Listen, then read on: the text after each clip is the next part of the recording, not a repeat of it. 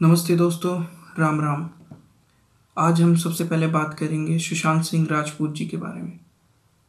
और बात स्टार्ट करने से पहले सबसे पहले सुशांत सिंह राजपूत जी के लिए हम भगवान से यही दुआ करेंगे,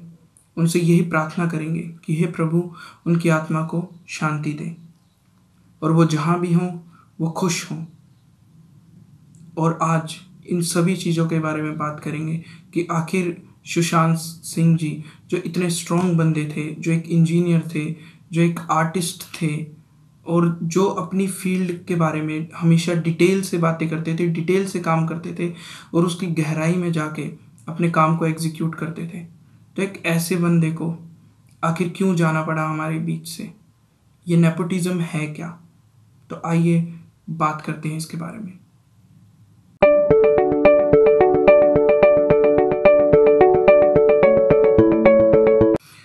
तो दोस्तों, बात प्रारंभ करने से पहले सबसे पहले हमें ये बात देखनी होगी कि आखिर सुशांत सिंह राजपूत जी थे कौन, वो उनकी शख्सियत क्या थी और वो असलियत में मतलब क्या थे। तो हम बात प्रारंभ करते हैं कि सुशांत सिंह राजपूत जी मेंटली बहुत ही स्ट्रांग बंदे थे और बहुत ही सजग बंदे थे, अपने काम में दक्ष थे और हमेशा अपने काम को बहुत गंभीरता से लेते थे।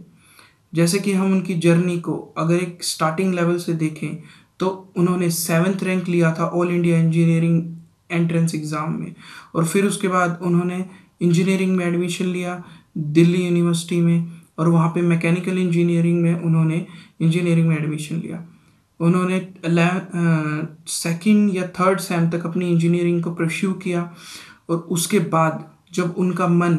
नाटकों में और मतलब आर्टिस्टिक चीज़ों में और ड्रामा थिएटर और कैरेक्टर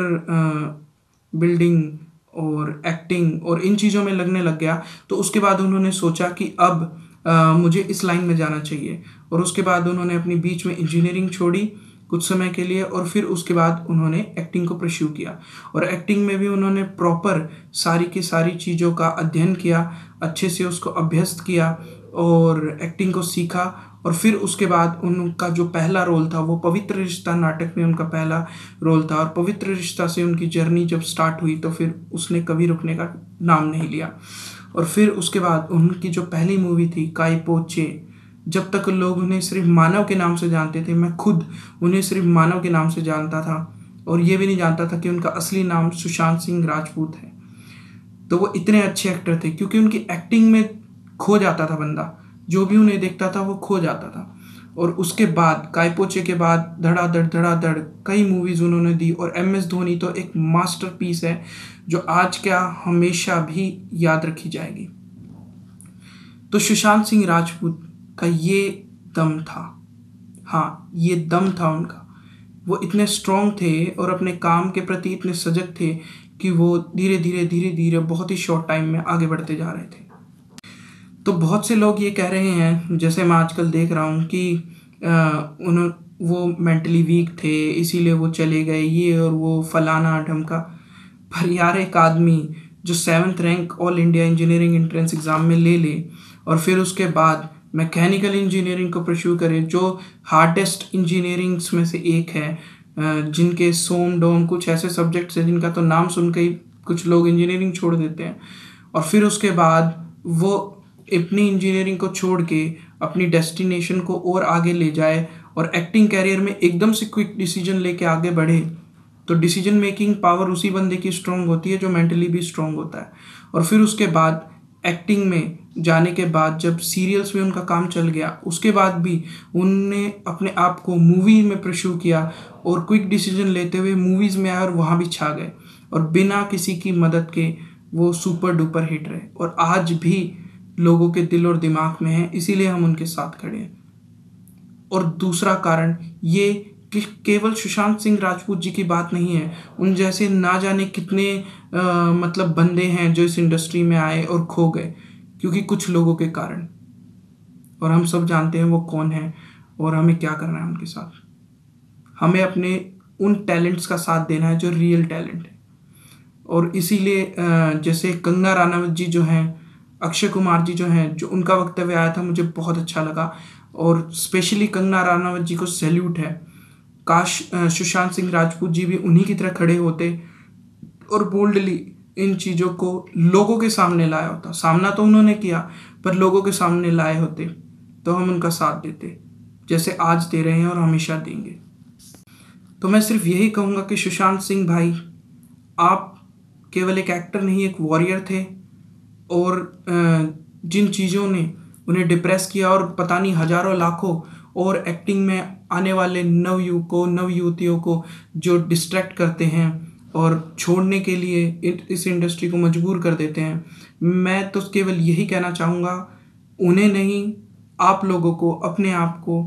कि देखिए खानदानों की खानों से निकलने वाले जो कोयले हैं,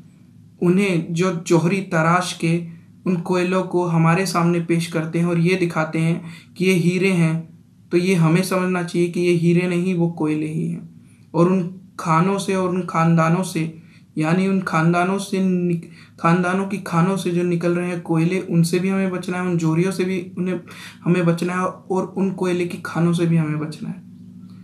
और सपोर्ट करना है टैलेंट्स को और अच्छे लोगों को। तो ये सब हमारे हाथ में है और पहले भी हमारे हाथ में था, पर हम जानते नहीं थे और समझते नहीं थे, और अब तो बिल्कुल हमारे हाथ में है। तो हमें सुशांत सिंह भाई जो हमारे बीच में से गए हैं, मैं भाई कहूँगा क्योंकि वो मेरे दिल में आज भी मानव के रूप में जिंदा है और हमेशा रहेंगे, और आगे आने वाली पीढ़ी के मन में भी रहेंगे जो उन्हें देख चुके हैं, जो उन्हें जान चुके हैं, और उनकी जो एक्टिंग और मूवीज़ देखेंगे, क्योंकि वो हमेशा हमारे बीच में रहेंगी, तो वो हमेशा उनके दिलों में रहेंगी। और इसके साथ साथ मैं सैल्यूट करूँगा उन दोस्तों और उन लोगों को जो आज खड़े हैं इन लोगों के खिलाफ, इन आइडियोलॉजीज़ के खिलाफ। और मैं सैल्यूट करूँगा खासकर अक्षय कुमार जी, कंगना रनावत जी और इन जैसे विवेक ओबराय और इन जैसे हर आदमी को जो बोल्डली ऐसी आइडियोलॉजी से लड़ते हैं। और सच में कंगना रनावत जी को तो दोबारा से सैल्यूट। उनकी जो मणिकर्णिका मूवी थी वो वाकई में बहुत अच्छी थी। मुझे पता नहीं क्यों कुछ ऐसे मीडिया फर्म हाउसेज या ऐसे लोग थे जो उन्हें डाउन कर रहे थे, पर मुझे वो मूवी बहुत अच्छी लगी थी। हिस्ट्री के ऊपर बिल्कुल डिपेंड मतलब सटीक थी और हर डिटेल को अच्छे तरीके से निभाया गया था। और क्वीन से लेके उनकी हर मूवी कमाल की होती है, ऐसे ही अक्षय सर की भी मतलब हर मूवी कमाल की होती है। और ये लोग किसी के बाप के दम पे नहीं आए हैं, ये लोग अपने दम पे आए हैं, और सैल्यूट है ऐसे टैलेंट को। तो लास्ट में मैं यही कहूँगा दोस्तों